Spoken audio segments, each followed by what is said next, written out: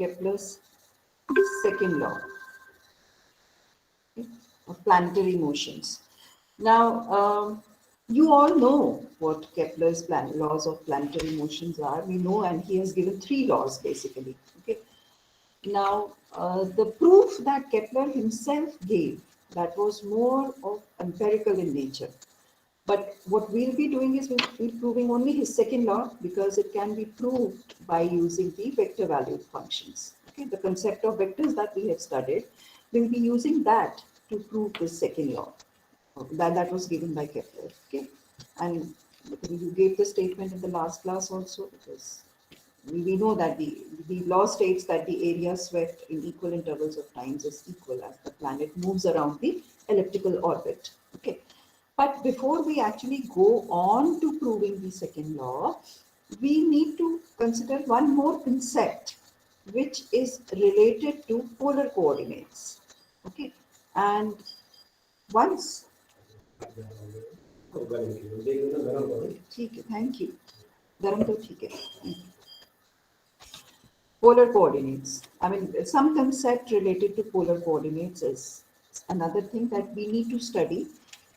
We'll be using this concept of polar coordinates to prove the second law. That's why we are introducing this concept here. Okay.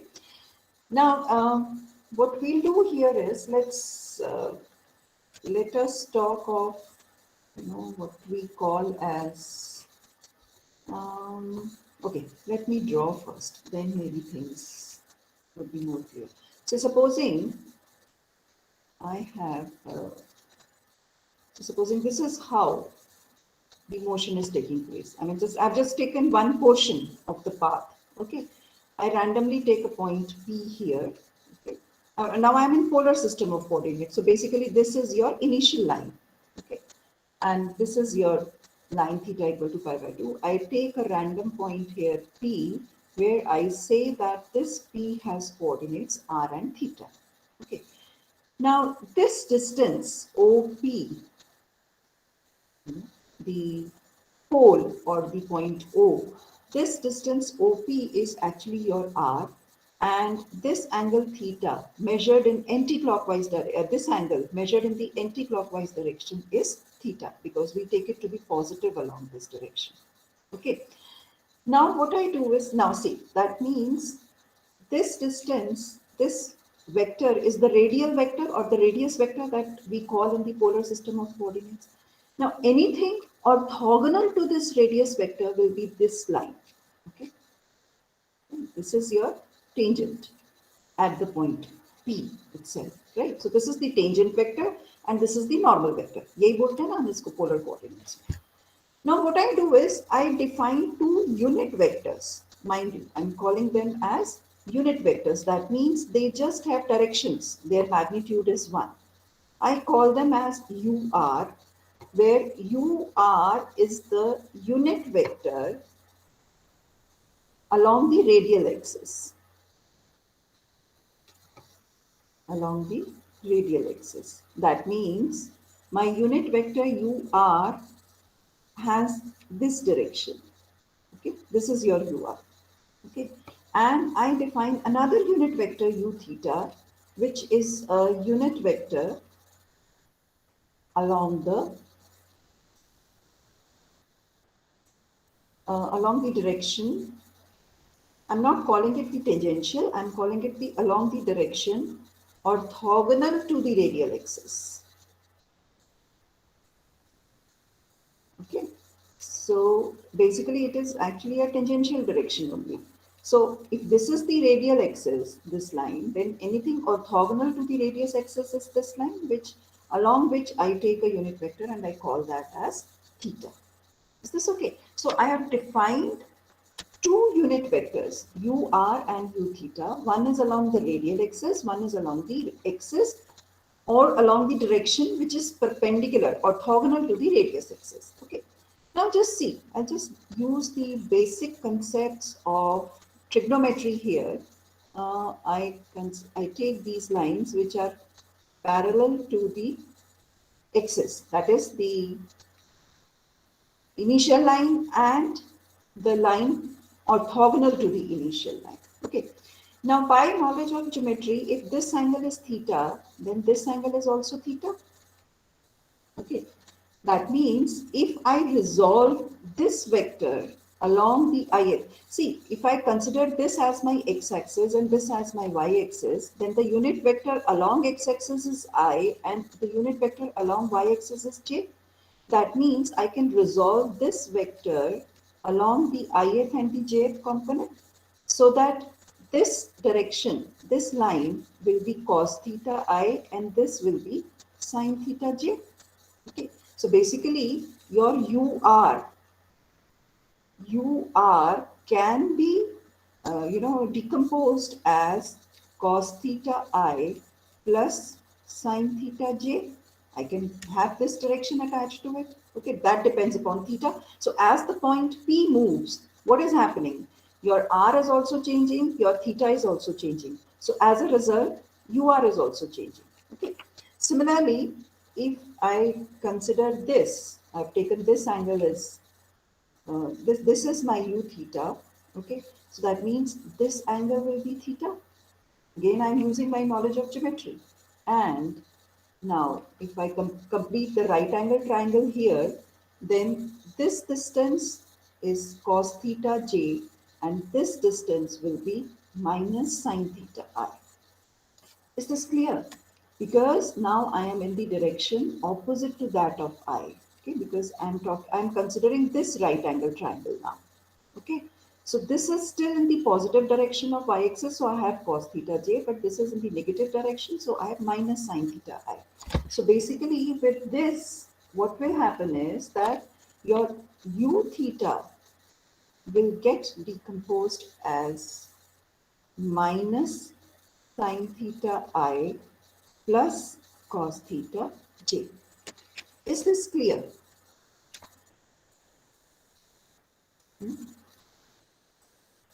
So basically, what have we done? We have, see, mind you, I and j, we talk of I and j only when we are talking of vectors in terms of x and I, right? But now we were talking of vectors in polar coordinates.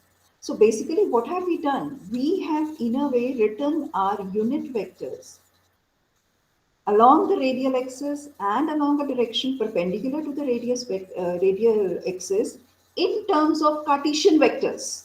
So basically you have expressed your polar vectors in terms of Cartesian vectors. Okay, but you are expressed like this and u theta expressed like this. Okay, now once we have this and we know that everything is in terms of theta, so we can also study how these vectors are changing when there is a change in theta. That means I can talk of dur by d theta, which will be nothing but like if this is ur, so if you differentiate this with respect to theta, you are going to get minus sine theta I plus cos theta j. Okay, so isn't that u theta? So what have you got? You've got that dur by d theta is nothing but u theta.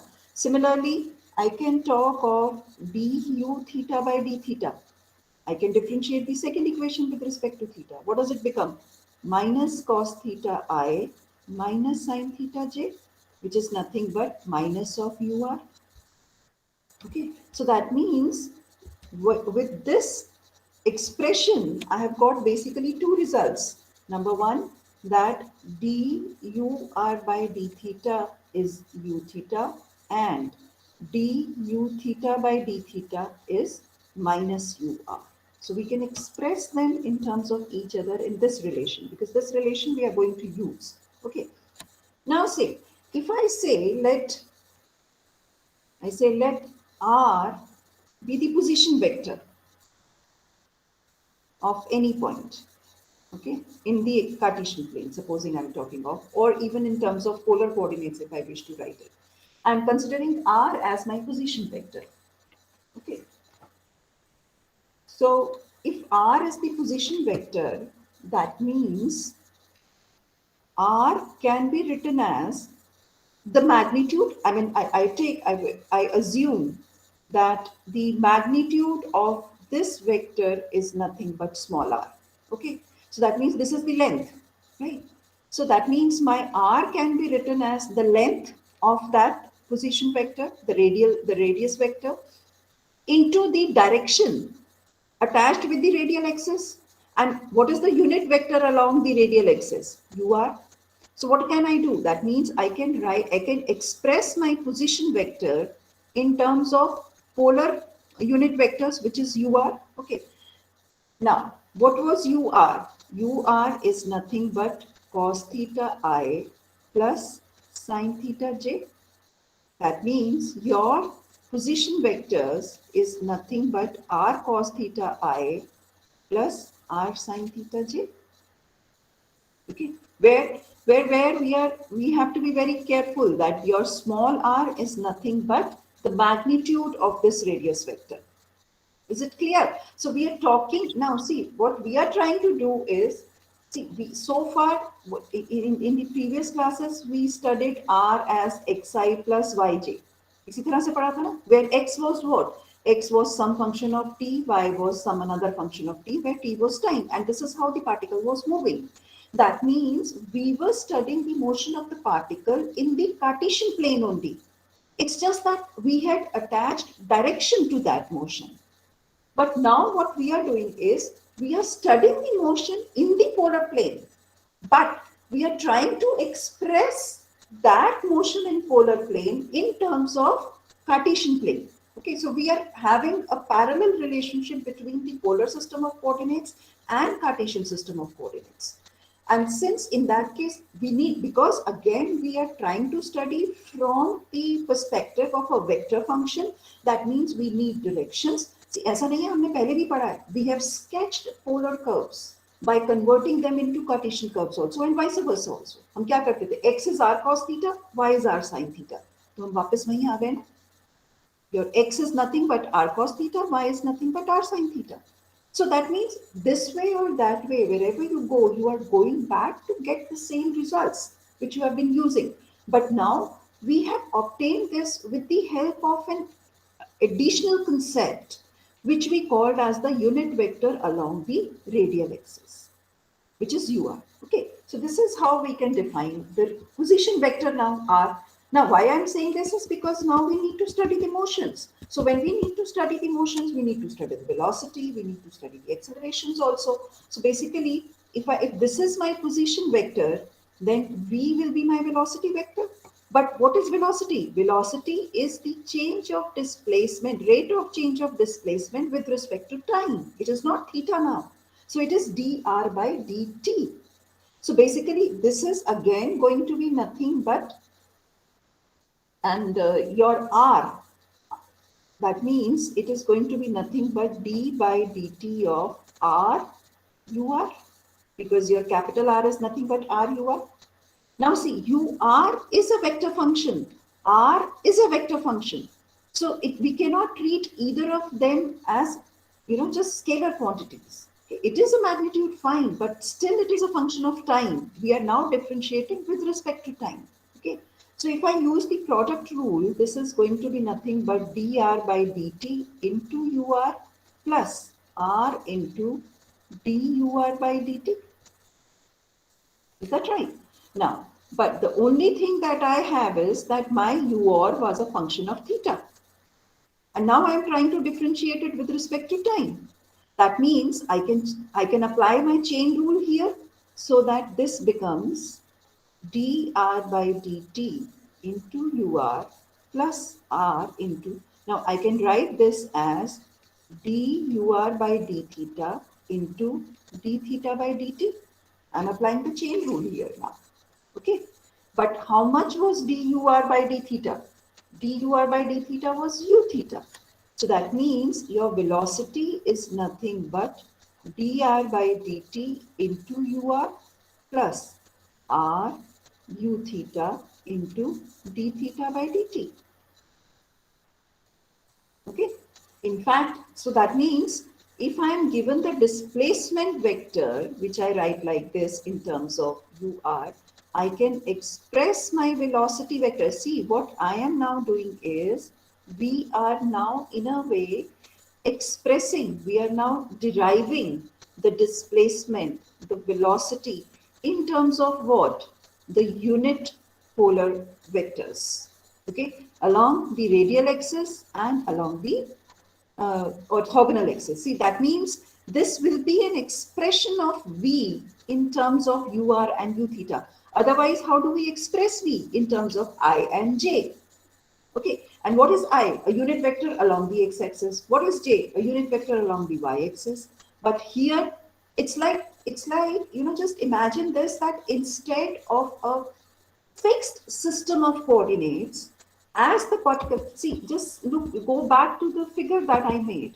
See what this is, this is the beauty of the introduction of these concepts, because what is happening is that as your particle moves along this path, your system of coordinates is also moving, because if this p is here, you have this ur u theta, so you can express everything in terms of this ur and u theta. As your p moves here, what will happen? Your r changes, so accordingly this will be your ur, this will be your u theta.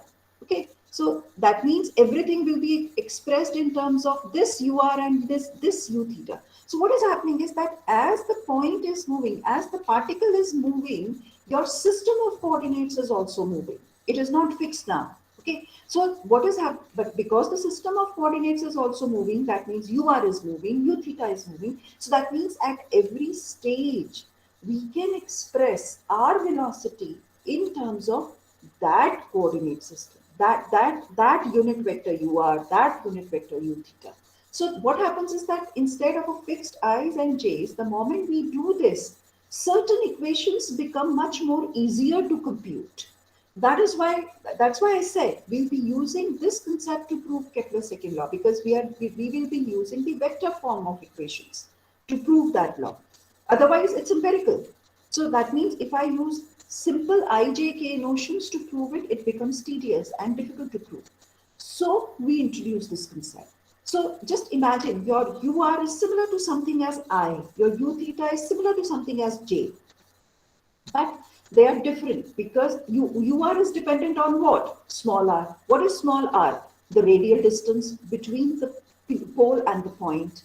As the point moves, r changes, theta changes. So accordingly, your ur and u theta, the directions also change. So that means you are now not studying a coordinate system in terms of I, j, k क्या कर रहे थे? हमने वो directions fix करी हुई हैं. That this is the positive direction of I, this is the positive direction of j. And when the particle moves, your I and j do not change. These directions do not change. But in this case, what is happening is that as your particle moves, your ur changes, your u theta changes. So for every point P, you have a different direction attached to it, because you are now studying in terms of ur and u theta. Is this clear? Because this is a very important concept. Yes, ma'am. Okay. So once we have expressed velocity in terms of ur and u theta, see, this also you can note down. This is your displacement vector in terms of ur. Okay. And since, see, mind you, your displacement vector has nothing along u theta. That is why it is r ur plus 0 u theta. There is no u theta, no direction along the u theta there, as far as the position vector is concerned. But the moment we come to the velocity vector, we have a component along ur, we have a component along u theta. Okay. So basically, but इसको, ma'am displacement में भी तो angle तो होता है ना कि इतने एंगल पे डिस्प्लेसमेंट हुई. but then that has nothing to do with the decomposition of the position vector along u theta. Okay. इसीलिए उसमें u theta का कंपोनेंट नहीं है, थीटा है बट u theta का कंपोनेंट नहीं है. Okay, so yes that ma'am. here we write this as, इसको ऐसे भी लिख देते हैं r dot ur, ये ना याद करने में आसान रहेगा, plus r theta dot u theta. इसको ऐसे याद कर लो, where r dot is what? dr by dt, and theta dot is what? d theta by dt. So that means the moment I write dot above, it is differentiation with respect to time. Okay, so this is how the velocity component is going to be computed. Is that right? Similarly, we can derive the acceleration component also. Okay. So your acceleration basically is nothing but dv by dt. So dv by dt का मतलब जो हमारा velocity का component था उसको दोबारा से differentiate करना है. So basically it's going to be, I'll write it again, it's going to be d by dt of dr by dt ur plus r d theta by dt u theta. This was your v. So now we have to differentiate this again with respect to t. Okay, so again it's a product of two functions, it's a product of three functions, so you're going to have more terms attached to it. Okay, so if you just see it is going to be d yeah, it's going to be like d by dt of dr by dt ur plus d by dt of r d theta by dt u theta. Okay, so you can derive it. इसको हम कर सकते हैं. You will do it or shall I do it? Well, okay, it's not a big deal. It's like now it has to be treated as a product of two functions, so it will be d2r by dt square ur plus dr by dt into dur by dt. Okay, again dur by dt will then be written as dur by d theta into d theta by dt. Are you getting my point? Similarly, now this is a product of three functions. So you apply this, open the brackets, use the concepts that dur by d theta is u theta and du theta by d theta is minus ur. Okay, why? Because we want to express everything in terms of, say, something into ur plus something into u theta. Okay, so when you derive it further, I'm leaving it to you because it's simple mechanical calculations now. You will get that this is equal to d2, it should come out to be d2r by dt square minus r d theta by dt whole square into ur. This will be the component of ur plus r d2 theta by dt square plus 2 dr by dt into d theta by dt into u theta. This should be the answer. So I'm just, leaving these steps to you. Okay, this simple mechanical calculation, so I'm not doing it here. You can do it on your own. It's not a big deal. So basically, you can again write your acceleration components as, I can write now, see this is d2r by dt square. So I write it as r double dot, okay, minus r theta dot square into ur plus r theta double dot. Now because it's the second derivative of theta with respect to t, plus 2 r dot theta dot into u theta. Is this clear?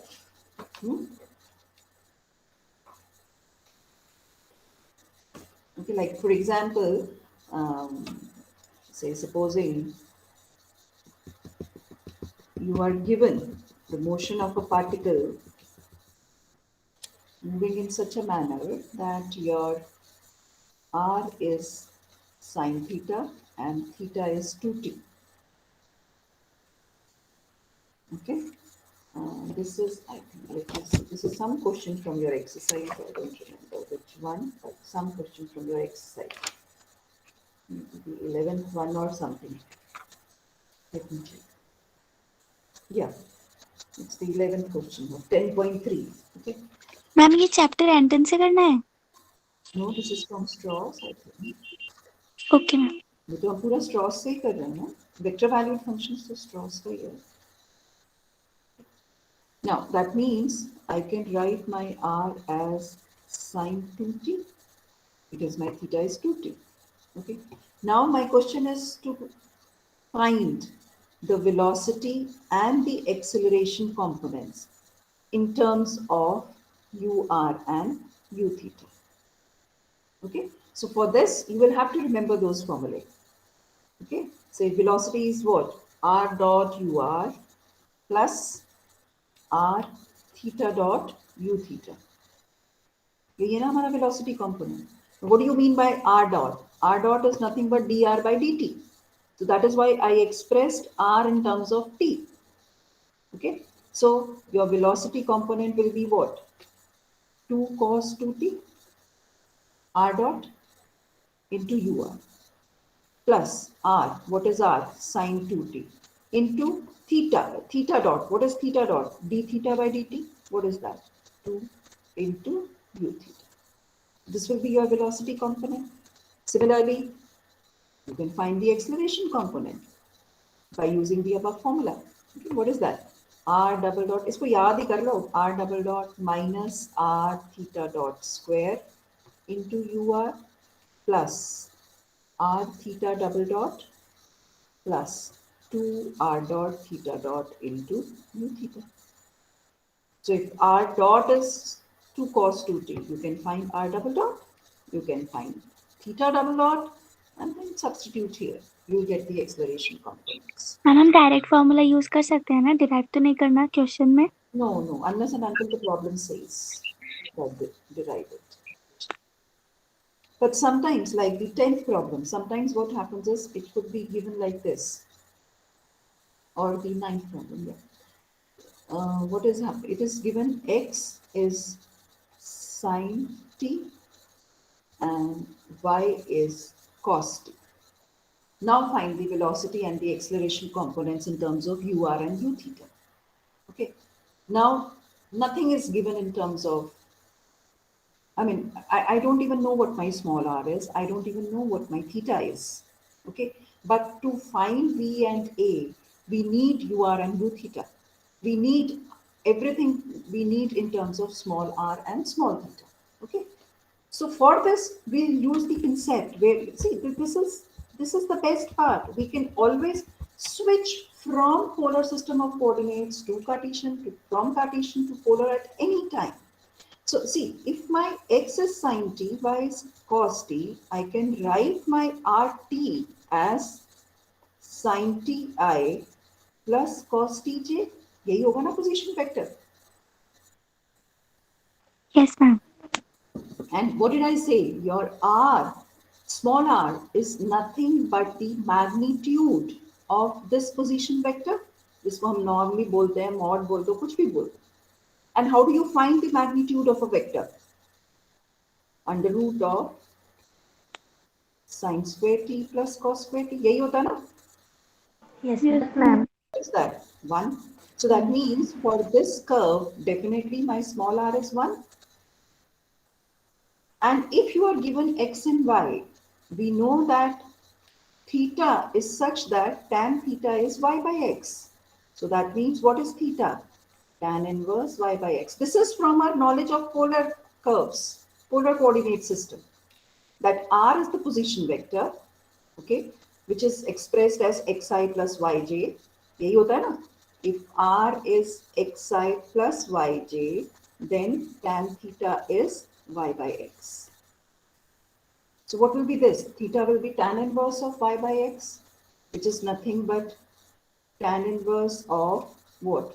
Cos t upon sin t, which is nothing but tan inverse of cot t. So can you not write cot in terms of tan? लिख सकते हैं? Yes, ma'am.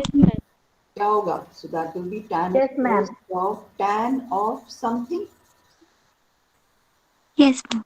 So that becomes your theta. So now you know your small r, you know your theta. You can find v and a in terms of ur and u theta. ठीक है ना? कर सकते हैं कि नहीं? Yes, ma'am. Okay. Is this okay? Okay, ma'am. So I think now we can come to proving the Kepler's second law.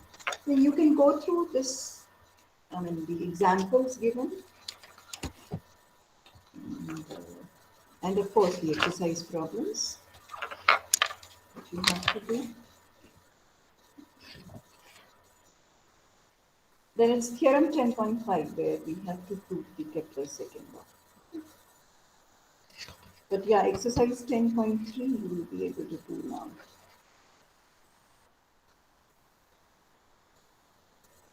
Abhi, chalo. Right now you can try till first 14 problems if you want. Yeah, first 14 problems. The remaining I can discuss in the next class. No problems with that also. Ma'am, what you said about 10.3, I can't hear.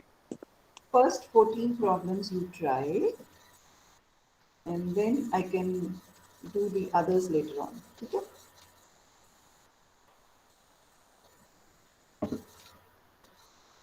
Now, if we move over to the Kepler's second law,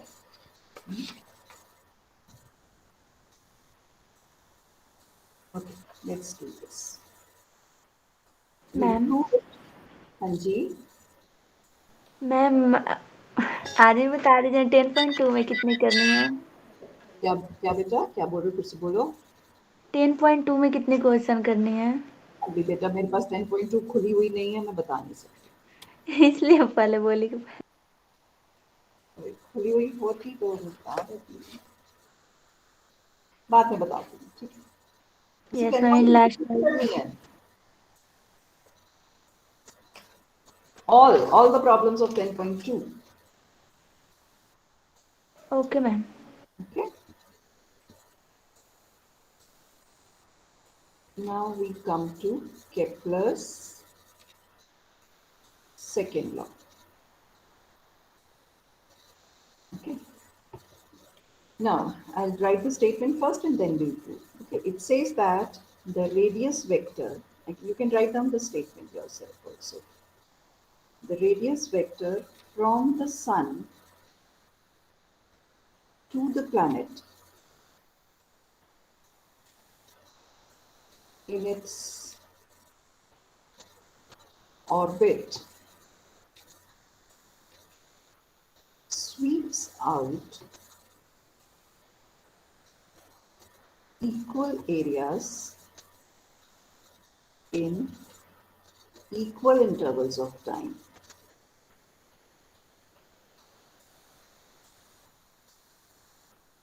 Is this okay? Now that means if this is the orbit, right? That means if this is one interval of time that I have considered, and this is another interval of time that we consider. So this law says that, and this is such that the interval T1, T2 is equal to interval T3, T4, because we need equal intervals of time. Okay? Then, according to this law, this area, because this is the area swept out, will be equal to this area. And this happens with between any two equal intervals of time. Okay? This is what we are now actually going to prove.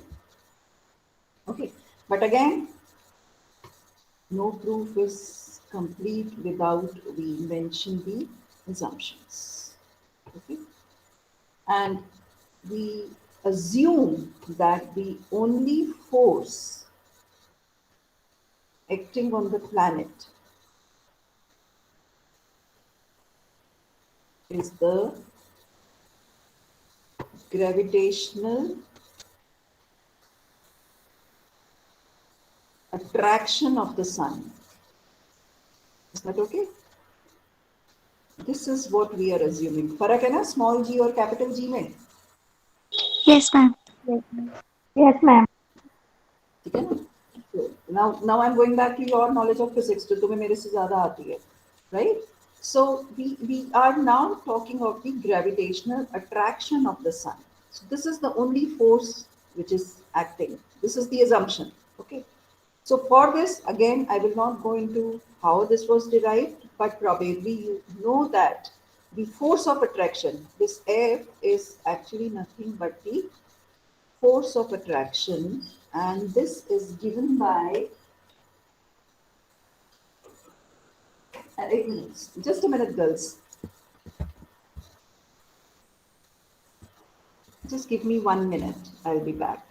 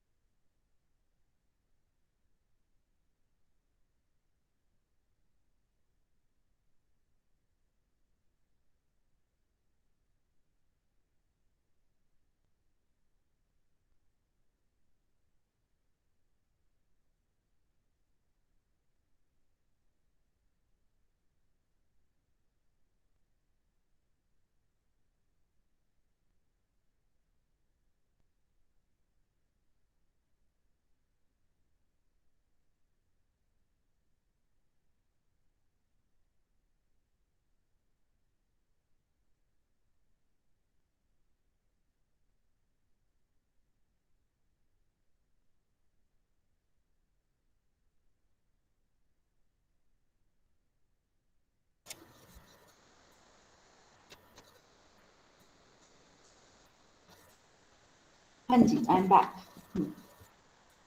So if F is the force of attraction, then this F we know is given by, ये तो हमें पता है ना, minus G M by R square into UR. ये formula होता है. कैसे? Where that's what I said. I'm not going into the derivation of this. We can actually take it to be like this, where G is what? Capital G is the physical constant, जिसका value मैं नहीं पूछ रही हूँ because मुझे नहीं चाहिए, मैं physics नहीं पढ़ रही हूँ.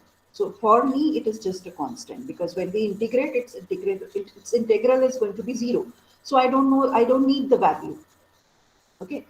And mind you, this G is different for every planet, right? So this G is the physical constant. Small m is the mass of the planet, which is again going to vary for every planet, right? Capital M, you all know, we take as the mass of the sun, right? Small r is the distance between them. Can I write like this, right? And UR is the unit radial vector. See, now you see why it was important to understand what UR is and what U theta is, because we'll be using this formula for it. Right? This is how the force of attraction is defined. Okay. And since we are assuming that this is the only force acting on the planet, so we now go back to Newton's second law, according to which F is ma, and we equate these two equations to get that ma is equal to minus gmm by r square into ur, which gives me that a is nothing but minus g r square into ur. Is that right? Now see, again, what do you get from here? This is the acceleration component. Okay, so this proves one thing, that the acceleration in orbit has only the radial component. This is one interesting fact that we derive from here, that acceleration in the orbit has only the radial component, which that means u theta is 0. The component of u theta is actually 0. Okay. Now we'll use this fact from here and move on. Okay. How? See. Now I should not say u theta 0. I'm sorry, I'm erasing it. I'm saying acceleration in orbit has only the radial component. That means component of u theta in A can be equated to 0 because there is no component there. Now, what is the component of u theta in A? Isn't that r theta double dot plus 2r dot theta dot? This is equal to 0. यही मतलब हुआ ना, because Component of u theta is 0, which means what? Which means r d2 theta by dt square plus 2 dr by d theta into d theta by dt is 0. Right. Now, can I not regard it as a quadratic equation in d theta by dt? Because if I take, let w be d theta by dt, that means dw by dt is d2 theta by dt square. Okay, so I can rewrite this equation as r dw by dt plus 2w dr by dt equal to 0. Am I right or wrong? Now see, that means I have got a sort of a differential equation in terms of r, w and t, right? So what I do is, I write this equation as r dw by dt equal to minus 2w dr by dt, okay? Which if I try to study in terms of eliminating t, I get that dw by w is equal to minus 2 by r dr. I can write it. Okay. Now, if you integrate both the sides, you are going to get, I can write this as integral of dw by w is equal to minus integral 2 by r dr, which will give me log of mod w plus C1 is equal to minus 2 log mod R plus C2. इस तरह से आ जाएगा ना? Which, of course, I can combine the two constants, take them as log or whatever, but this will ultimately give me that log W is equal to log R to the power minus 2 plus log C, some constant, right? Which means W is equal to C R to the power minus 2. But what was W? Your W was d theta by dt. So basically, your d theta by dt is C R to the power minus 2. Which means R square d theta by dt is equal to C. Am I right? So this Yes. becomes another equation that r square d theta by dt is equal to C. We'll be using it, that r square d theta by dt is actually a constant, okay? Because we've got it to be some C. Now see, I say let S1 be the area swept by the planet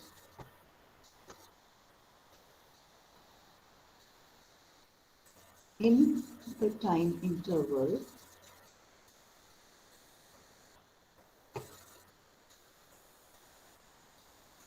say T1, T2. Okay? And let S2 be the area. Again, I'm writing again, no problem. Swept by the planet in the time interval T3, T4. Where T1, T2, as I said, is equal to T3, T4. Okay, so basically what do we have to prove? That S1 is equal to S2. Okay, now we use the concept of integrals a little bit here because areas we know is nothing but the integral. So basically if I just look at things, my S1 is going to be the integral from T1 to T2 because यही area है, area swept by the planet of something. Similarly, S2 will be the integral from T3 to T4, right?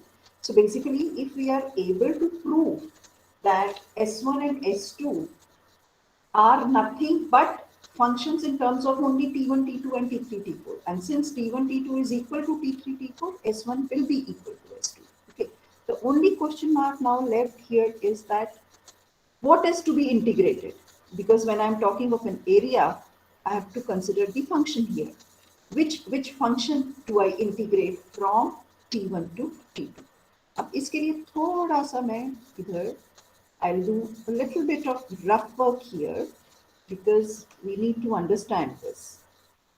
See, we'll be using the area in fact, you know, what we'll be doing here is we'll be just considering, we'll be studying the fact that this area that we are talking of is nothing but the area of a triangle. Okay, and area of a triangle is what? Half base into altitude. Okay, so that will be nothing but, in fact, this will be nothing but half base into altitude will make it r into r sine theta. And we will integrate with respect to theta. Okay. Now, since we'll, in fact, you know, we'll start with a very small interval and then it can be expanded to a very large interval. And since our intervals is very small, so this sine theta will be same as theta. So basically this S1 will be nothing but T1 to T2 half r squared theta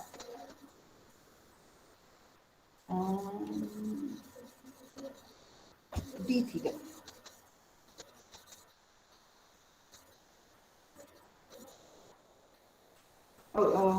चलो okay, अभी इसको अभी मैं for the time being यही छोड़ रही हूँ. We move over.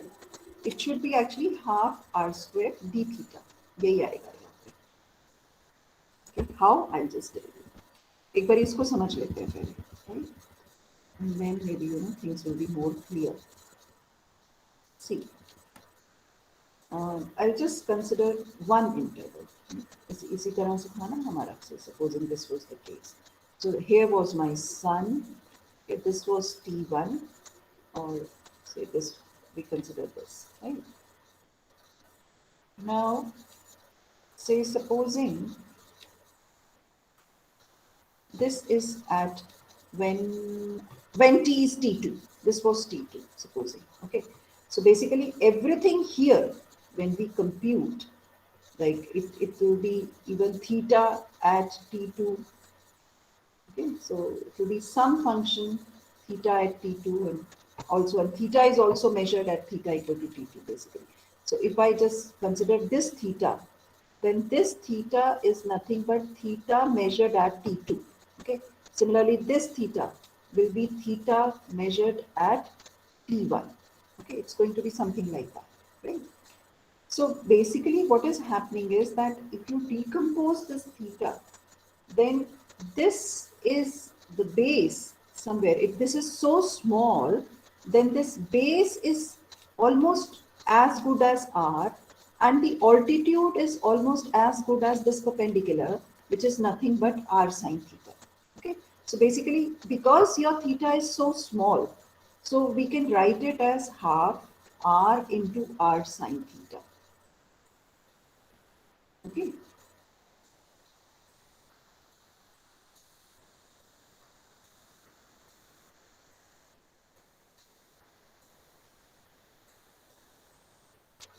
And since theta is small, so since theta is small, so sine theta is almost as good as theta, so I can write it as half r squared theta. Is this clear? See, you are talking of thetas, but then we are saying that this change from T1 to T2 is so small that this curve is same as this altitude.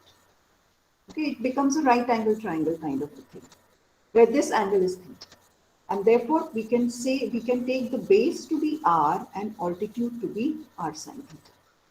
Okay, and that is, and again, as I'm saying, since theta is small, So sine theta can be replaced by theta, and we get this area to be half r square theta.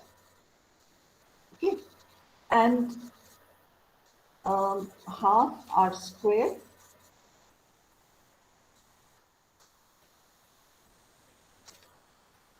theta. But we take जो हम integral लेंगे area, that will be actually okay.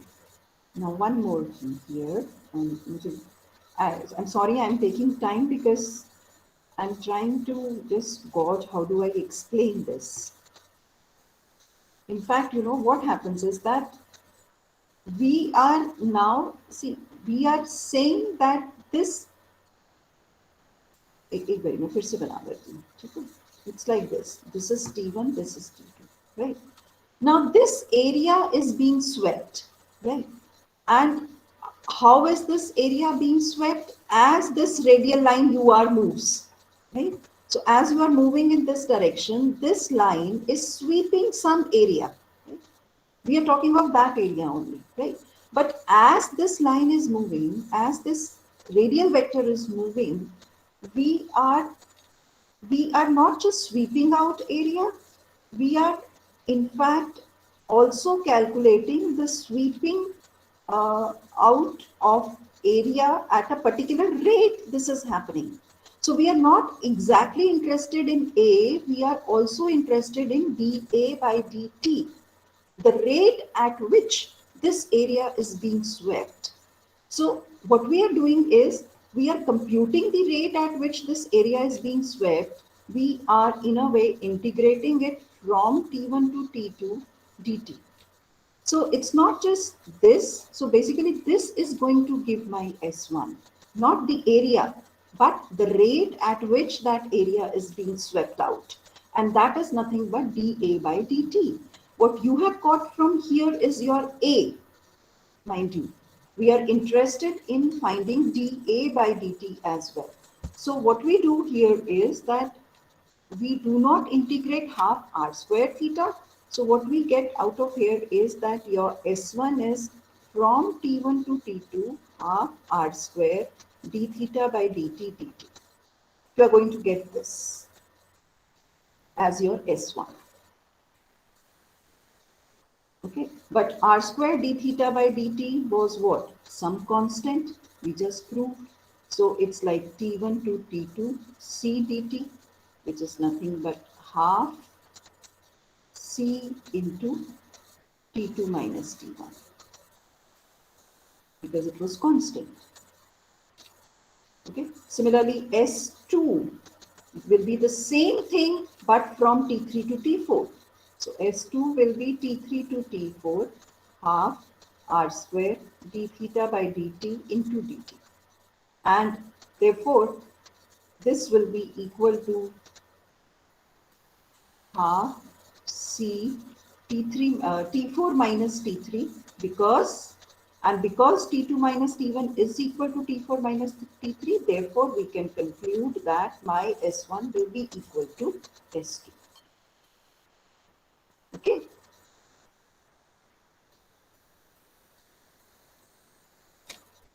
This was to be proved today. I think just go through the book again once again. फिर भी अगर कुछ problem आएगी तो I will explain it again. Okay.